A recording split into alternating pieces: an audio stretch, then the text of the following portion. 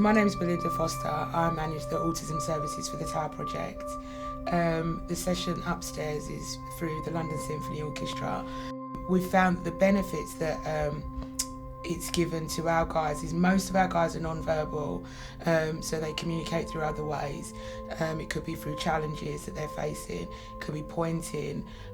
We use different kinds of communication techniques, but we've realised that their attention span has increased through having the LSO here.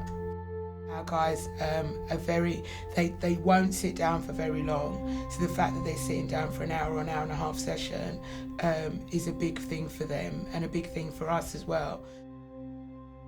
We started to develop a repertoire of music which is ours and everybody feels a part of. So there's something about the music arising from this place and these people that makes it feel really right. Particular interest is in children and adults with neurodevelopmental disorders, especially autism.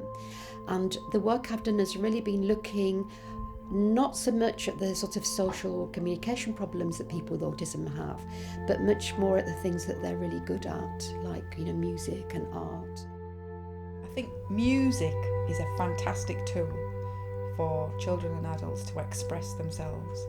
They talk about the triad of impairments and impairment of imagination, but I think our children and adults have fantastic imagination if you can just tap into it and help them discover it. So I think it helps reduce anxiety, I would say, music. I think it helps increase social interaction.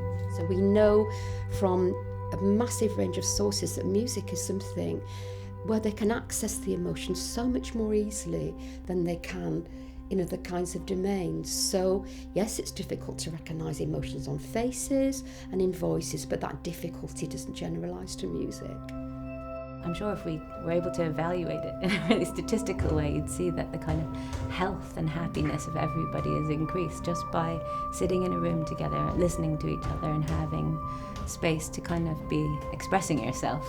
When you go to music, you can get all that emotion and it doesn't demand anything back. You can listen to it when you want to, you're free to feel all of that emotion, but at no point are you going to be under any pressure to understand, reciprocate, describe what you're feeling, etc. So I think it must be very freeing in some ways. So you see everybody in the room, and that isn't just the participants, that's also the carers and also the musicians feeling like they're part of this greater thing.